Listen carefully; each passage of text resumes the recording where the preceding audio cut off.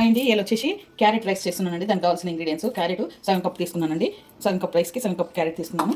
ఒక ఆనియన్ ఇలా సన్నగా చాప్ చేసుకున్నాను, 4 పచ్చిమిర్చి ఇలా కోసుకున్నానండి, హోల్ గరం మసాలా అంటే ఇలాచీ, లవంగా, దాల్చీను, సాజీర అనమాట, బిర్యానీ ఆకు, కాజు అంటే జీడిపప్పు అంటారు కదా, అది ఒక 20-25 దాకా తీసుకున్నానండి. సాంబార్ పొడి ఒక 2 స్పూన్లు తీసుకున్నాను, కరివేపాకు ఒక 2 రెమ్మలు తీసుకున్నాను, నిమ్మకాయ రసం ఒకటి తీసుకున్నానండి.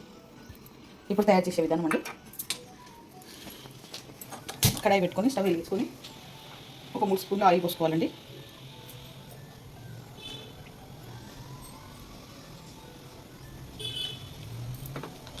అది వేడెక్కాలి. ఇది వేడైందండి. ఇప్పుడు సాజీరా వేసుకుంటున్నాను. దీంట్లో సాజీరా, ఈ హోల్ గరం మసాలా వేసేసుకుంటున్నాను.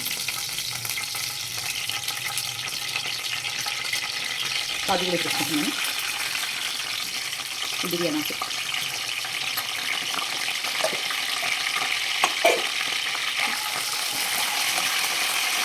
పచ్చిమిర్చి, ఆనియన్ కూడా వేసేసుకుంటున్నాను. కలుపుకోవాలి. ఈ ఆనియన్ పచ్చిమిర్చి కొంచెం బ్రౌన్ కావాలండి. చిటికెడు పసుపు వేసుకుంటున్నానండి.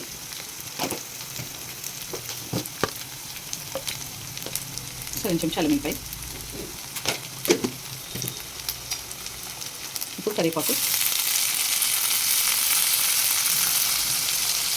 ఇవన్నీ వేసుకొని బాగా కలుపుకోవాలి.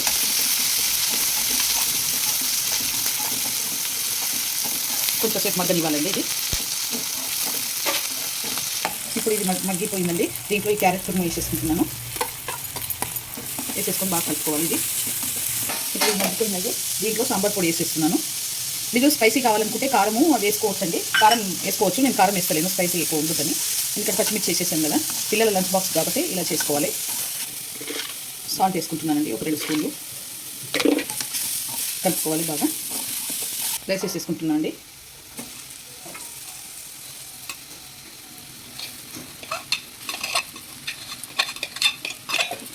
ఇదంతా బాగా కలుపుకోవాలి.